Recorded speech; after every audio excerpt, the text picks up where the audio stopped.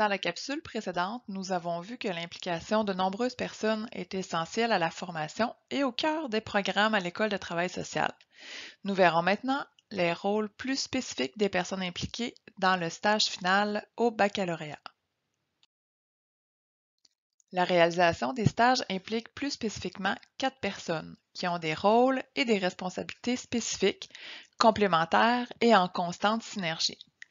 À l'image d'une pièce de théâtre, chacun a un rôle à jouer, doit bien le tenir et il est important de saisir les particularités et les limites de chacun.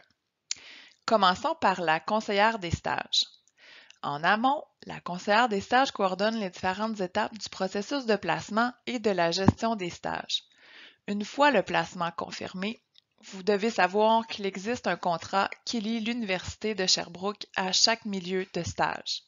La conseillère représente le point de contact entre l'université et les différents milieux de pratique. Elle est la référence pour tous les aspects organisationnels.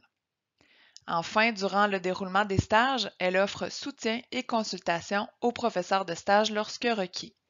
Elle interviendra lors de demandes particulières ou dans des situations difficiles ou problématiques. Passons maintenant aux stagiaires. Un élément important à retenir est que la personne stagiaire est la première responsable des apprentissages. Donc, sa posture d'apprentissage sera un élément déterminant dans la réussite de son stage. Comment se décline cette posture? C'est la personne stagiaire qui pose des questions, qui se montre motivée, intéressée, proactive, qui cherche des opportunités d'apprentissage et d'expérimentation. Elle prend une part active à ses supervisions et elle se montre réceptive aux rétroactions constructives. Elle s'intègre au milieu de pratique et elle respecte les horaires, les règles de fonctionnement. Elle doit avoir la visée de devenir autonome dans l'intervention.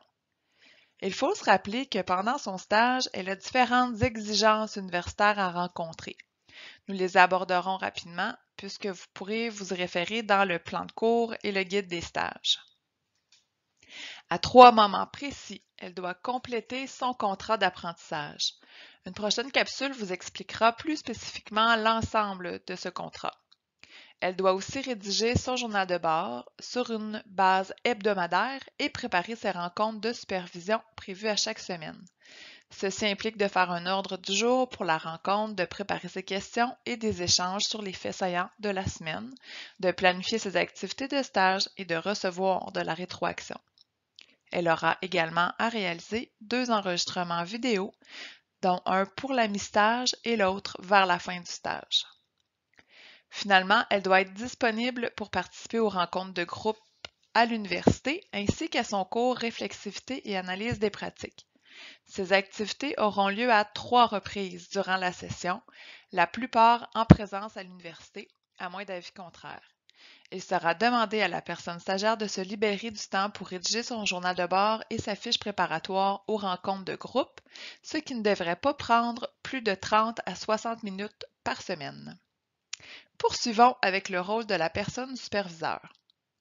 Bien que cette partie sera abordée plus en profondeur dans la rencontre de formation de base à la supervision offerte par l'École de travail social, nous pouvons dégager ici les principaux éléments. La personne superviseur doit d'abord valider les stratégies, les moyens et les activités prévues au contrat d'apprentissage. Elle aura aussi à compléter ce contrat lors du bilan de la mi-stage et à la fin du stage. Nous y reviendrons de façon plus détaillée dans une prochaine capsule. À chaque semaine, la personne qui supervise doit commenter le journal de bord et offrir un espace de supervision de 2 heures, sur une base hebdomadaire. La rétroaction s'appuie sur des observations, sur des faits, et elle est dans une visée constructive pour permettre à la stagiaire non seulement de connaître ses bons coups, mais aussi les éléments à améliorer et avoir des pistes pour ce faire. Tel que mentionné précédemment, la personne stagiaire produira 2 vidéos pendant son stage dans lesquelles on la verra intervenir. La superviseure aura aussi à analyser ces 2 vidéos à l'aide d'une grille d'observation et d'analyse. À moins d'avis contraire, les 2 enregistrements seront détruits lors de la dernière journée du stage. Il est essentiel de retenir que la personne superviseure doit soutenir et accompagner la personne stagiaire vers l'atteinte des cibles d'apprentissage. Il est impératif qu'elle demeure en contact avec le ou la professeure de stage et qu'elle l'avise rapidement de toute difficulté rencontrée. Pour terminer, voyons donc le rôle des professeurs de stage. Au baccalauréat, chaque professeur de stage a un groupe sous sa responsabilité. Cette année, ce sont 13 personnes qui seront dans chacun des groupes des professeurs de stage, pour un total de 74 stagiaires. Ils relèvent de leur responsabilité d'organiser et d'animer les rencontres de groupe lors des 3 rencontres. Ils s'assurent que la personne stagiaire est dans un milieu qui lui permet de faire les apprentissages exigés. Ils contactent à différents intervalles les personnes superviseurs. Ils prennent connaissance des journaux de bord, sans toutefois les noter, et ils évaluent les apprentissages. Ce sont les professeurs de stage qui sont les seuls responsables de la note finale.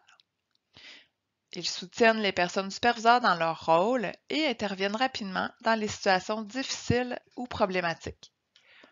Nous tenons à souligner l'importance de la communication entre les personnes stagiaires, superviseurs et professeurs de stage.